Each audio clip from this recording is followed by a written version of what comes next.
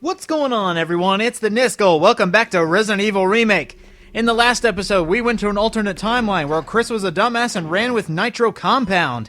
And in this episode, we're going to do things right while going a little off the beaten path and actually opening this giant door I teased in the last episode.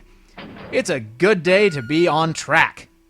So after you use the 3 MO discs, which the readers are all in this laboratory, but one of the discs is back in the mansion, you can now open the gigantic door. And as the creepy music tells us, it's not going to be good. So what is down even further into the Umbrella Labs? What could they possibly hide from us that we haven't seen yet? Chris? Jill. Chris, Wesker's the... I know.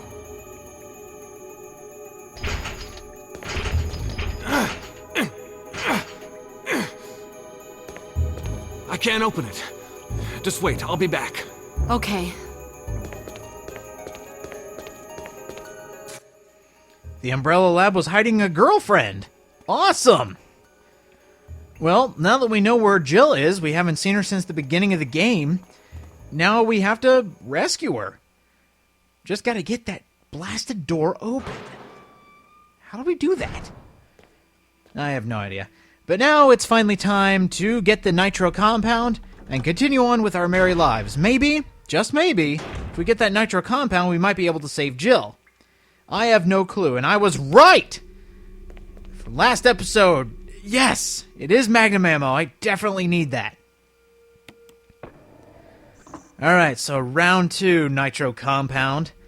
Now that we know that running is very fatal, like you gave in your warning, I just didn't want to heed the warning. Because I'm a maverick. That actually reminds me of Mega Man Maverick Hunter X. If you've ever played the PSP remake of Mega Man X, it is hilarious. X just goes up and says to all the Mavericks, he goes up to Flame Mammoth, he's like, Flame Mammoth, you've gone Maverick! And like, Maverick is his favorite word, and it's so funny, especially when you put the Sarah Palin accent on it. It's like, oh, chill, Penguin, you're a Maverick! And then I just lose my shit, because it's too funny. This is why I told you in the last episode to kill this zombie, because this is the easiest way to go. It's also a lot faster. And thanks for that, because, seriously, this takes a lot of time. Like, I can just imagine what tool-assisted speedrunners, regular speedrunners, I can only imagine, like, the agony of having to walk this entire time. Now, this could be seen as kind of like a little bit of a relaxing time, because if you do it like me and how most people play it, they clear the way first. But if you don't kill anything, oh my god, I can only imagine how difficult this gets, because if you shoot too many times with big weapons like the shotgun, it'll explode too. Tested and proven, mind you. So yeah, you just need to be really careful. Definitely clear the path of this Chimera, because if enemies hit you too much, you'll also explode. But now we don't have to worry about it. The nitro is gone, and it's powering up this, I guess you'd call it a boiler room, I guess? I don't know. Maybe this is the electricity to the entire laboratory. That doesn't make much sense, but oh well. You've already seen a bit of this room when I put the MO disc in there. For those of you just joining us for the finale of Resident Evil, there's an MO disc reader in here, and there's also a flash grenade, and I got hurt for it. That jerk. Stupid chimeras, always getting in the way. I actually don't know what the chimeras are. Like, are they giant insects? Are they people and they have, like, insect DNA? I honestly don't know if the game has explained what chimeras are. I just know they ugly. And they annoying. And you know what isn't annoying? Starting up the elevator. We use the power to our advantage. Oh. Speaking of lab advantages, there's a giant self-destruct system in this place. I guess every giant laboratory has to have a failsafe. If shit hits the fan, you gotta blow the place sky high. Every big laboratory has that, I guess.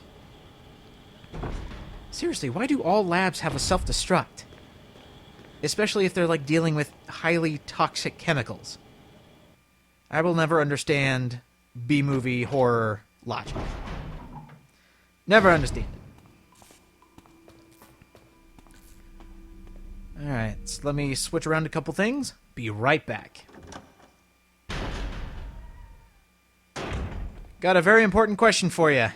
It's kind of personal, but, what was Rebecca's fate in your playthrough? You took the good route. I like you more. Chris! Rebecca! I saw you in the inner garden. I finally caught up. Well, I'm glad you're okay. No more following. Just stay with me, kid. That's my plan, sir.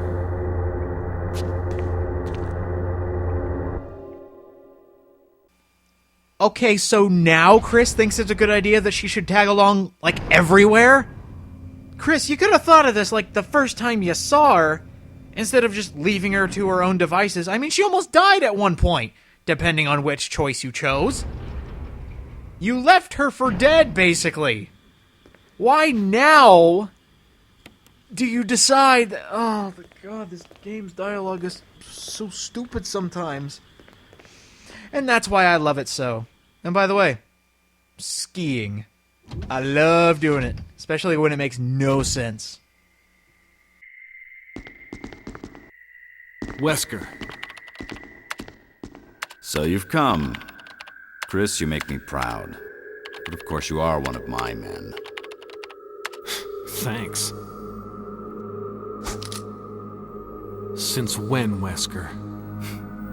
I'm afraid I don't know what you're talking about. Since when have they been slipping you a paycheck? I think you're a bit confused. I've always been with Umbrella. And stars were umbrellas. No, rather, my little piggies. The Tyrant virus leaked, polluting this whole place, and unfortunately, I had to give up my lovely members of Stars. You killed them with your own dirty hands! You son of a bitch! No. Oh yes, dear. Just like this. Rebecca! Don't move! You... I don't think you want to die just yet. I have something that's of some interest to you.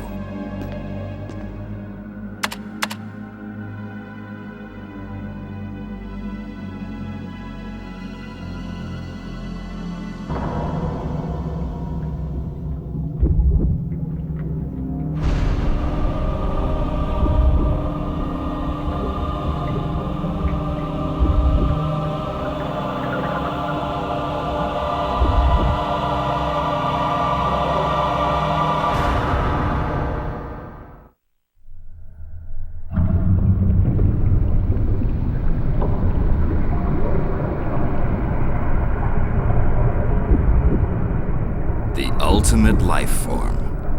Tyrant. Wesker, you've become senile. Chris, you'll never understand. It's magnificent.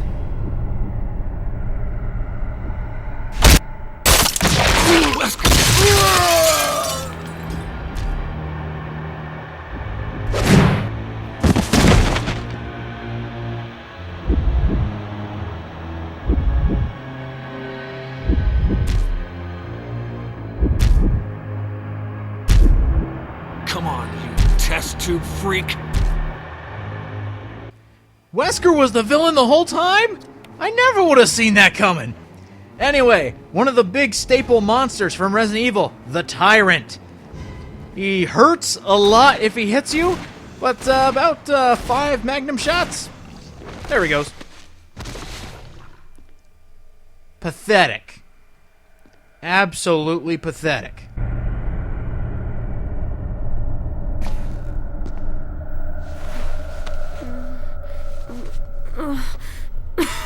Rebecca! Chris.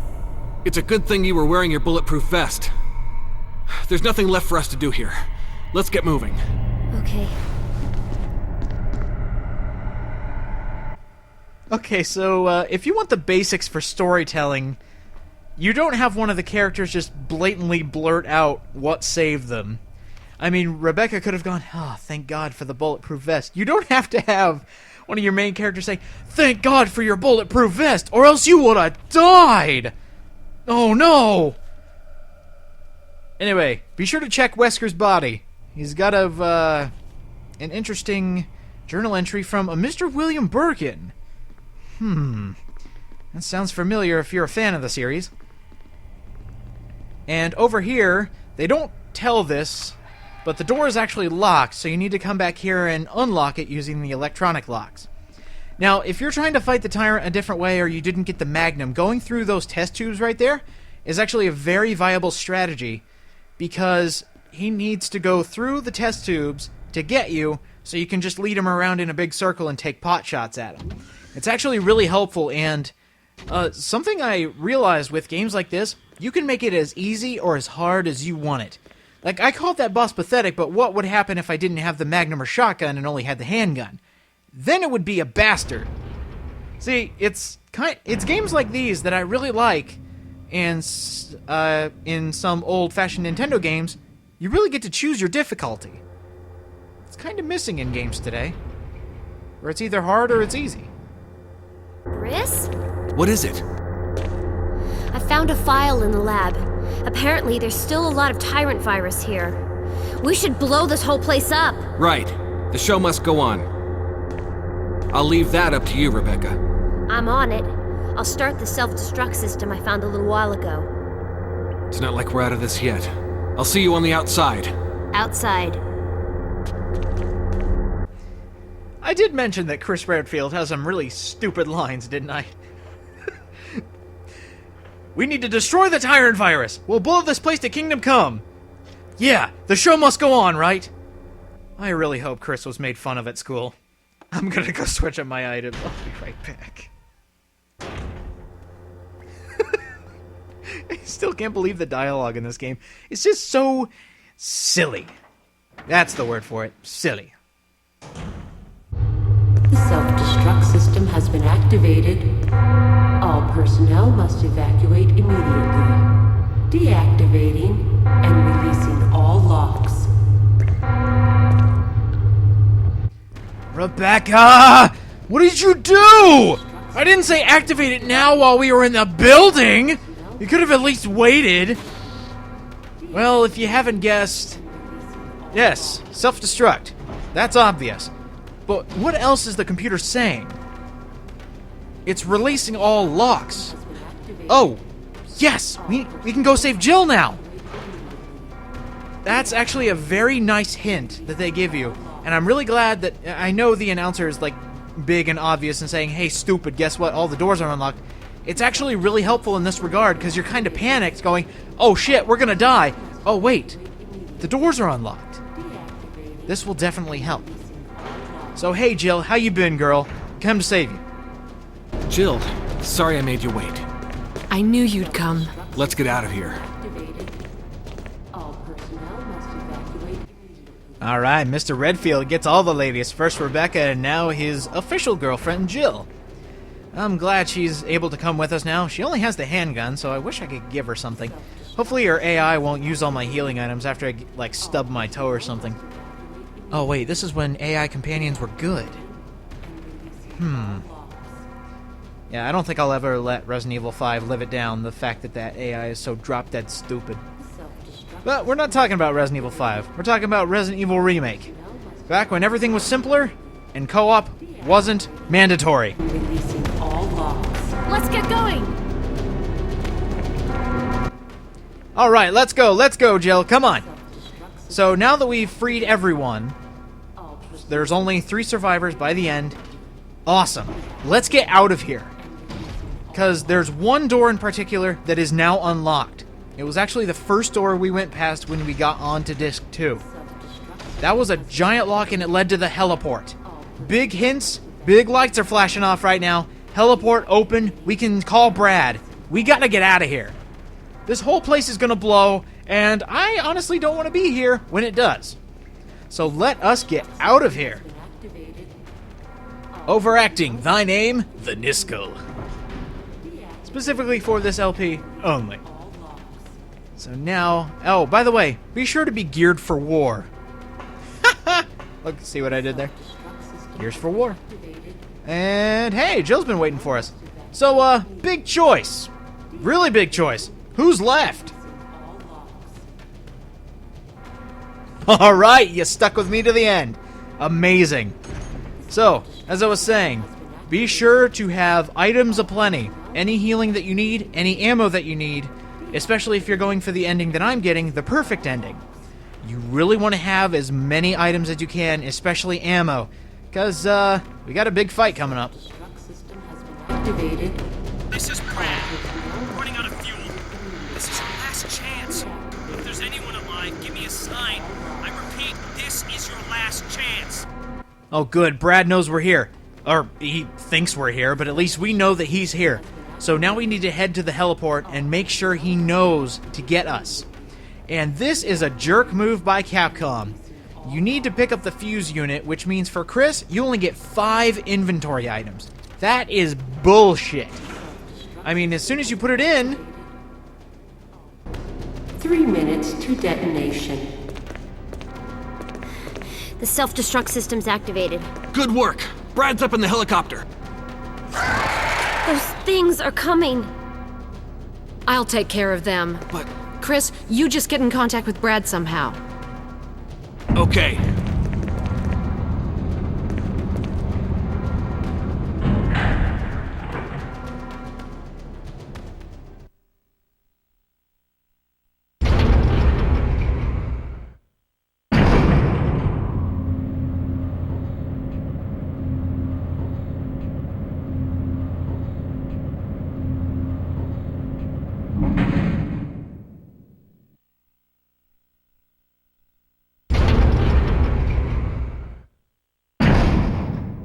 Brad, time's running out. We desperately need you to come get us. Please, please see these signal rockets.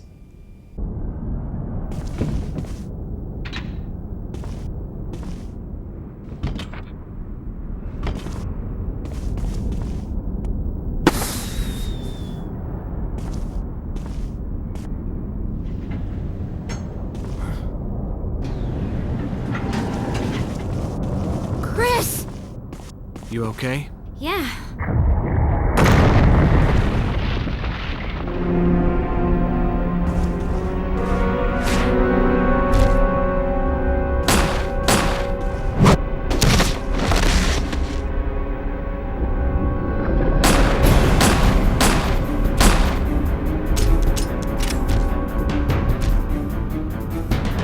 Welcome to the rematch with the Tyrant, the real final boss. So, he wasn't dead completely. We need to finish him off for good, and that's really bad! Put him down! Please! Please! Thank you! Alright, the Tyrant. He can move a lot more than he could in the laboratory, so he can come running at you now. And the more you shoot him, the more he's gonna realize that you exist. So you really want to be careful. When he starts charging up like that, be sure to move! Oh, okay. You can also trick out his AI. Just watch for his left hook. Basically just run towards his right arm, and that's it. You can trick out his AI completely, because he'll start to grab for you with his right arm, and he'll miss. You can get him in an infinite loop. This is hilarious. Keep doing this, Tyrant. Come on. Come and get me. Oh, you missed. You missed. Come on, put up a better fight than this. Where's Brad? Chris, use it! Kill it, whatever it is! Oh, thank God, actual firepower! Now let's get rid of this thing once and for all. Let's make sure it never comes back. The rocket launcher. Another staple in Resident Evil. What better way to kill a final boss than to make sure he's in pieces? So be sure to get away so he doesn't attack you. And hey, buddy! Uh-oh! One more time!